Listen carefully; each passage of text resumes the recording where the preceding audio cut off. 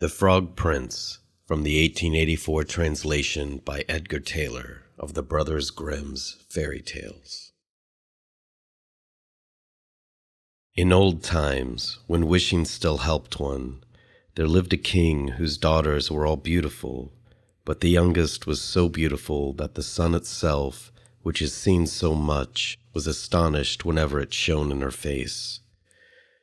Close by the king's castle lay a great dark forest, and under an old lime tree in the forest was a well, and when the day was very warm, the king's child went out into the forest and sat down by the side of the cool fountain.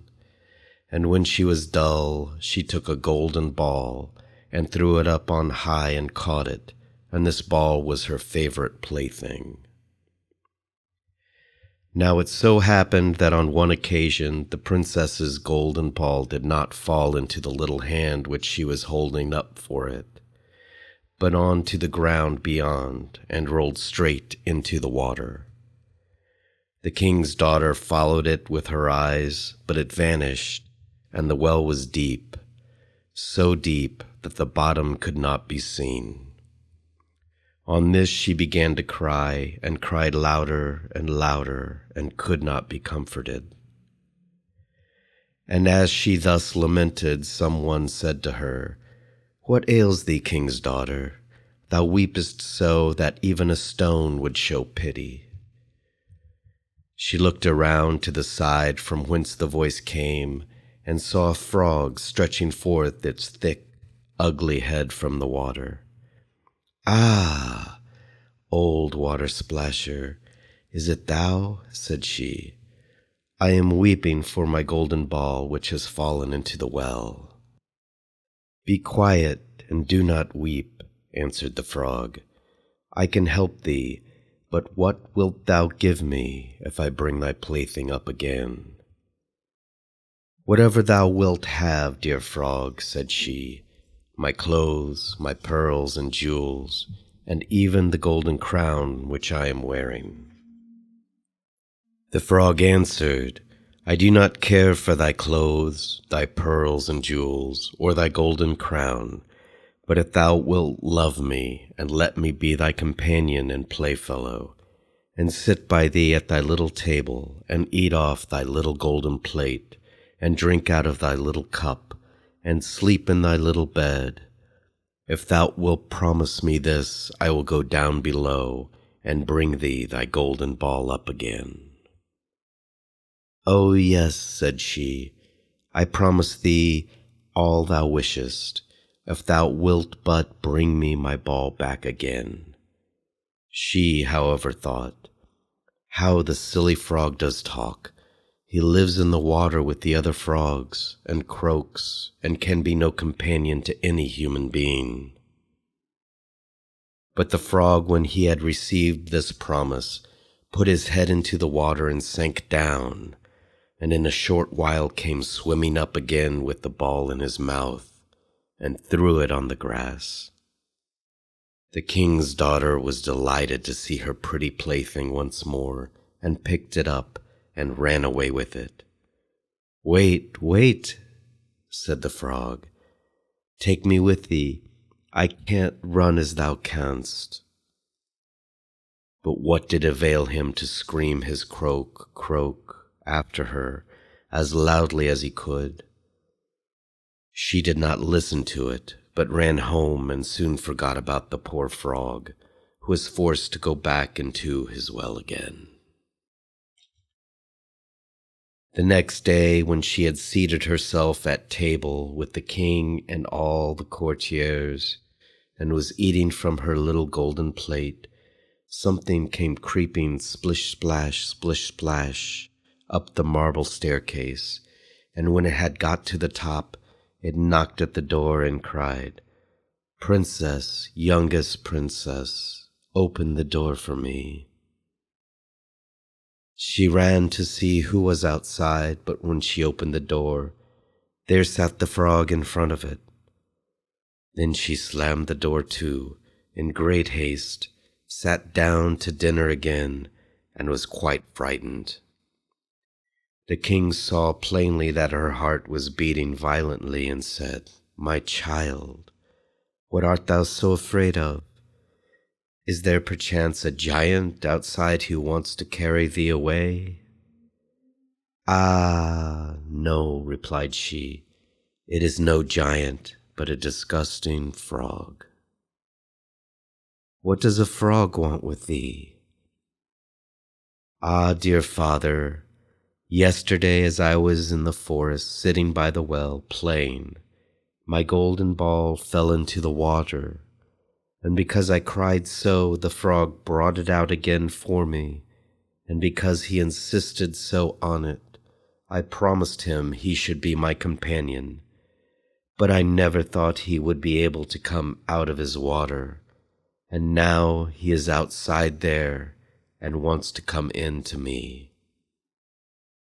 In the meantime, it knocked a second time and cried, "Princess, youngest princess, open the door for me. Dost thou not know what thou saidst to me yesterday by the cool waters of the fountain? Princess, youngest princess, open the door for me." Then said the king, "That which thou hast promised must thou perform. Go and let him in." She went and opened the door, and the frog hopped in and followed her step by step to her chair. There he sat and cried, "Lift me up beside thee." She delayed until at last the king commanded her to do it. When the frog was once on the chair, he wanted to be on the table. And when he was on the table, he said, "Now, push thy little golden plate nearer to me, that we may eat together." She did this, but it was easy to see she did not do it willingly. The frog enjoyed what he ate, but almost every mouthful she took choked her. At length he said, "I have eaten and am satisfied.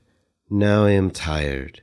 Carry me into thy little room and make thy little silken bed ready, and we will both lie down and go to sleep."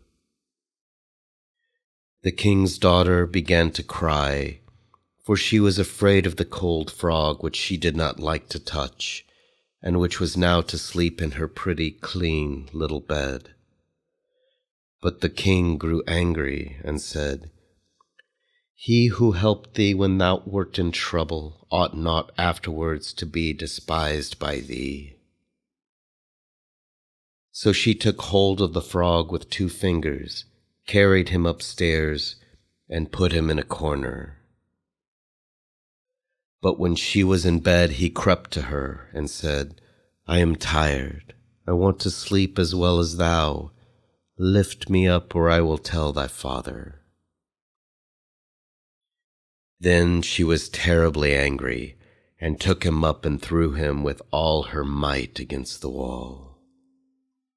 "Now thou wilt be quiet, odious frog," said she.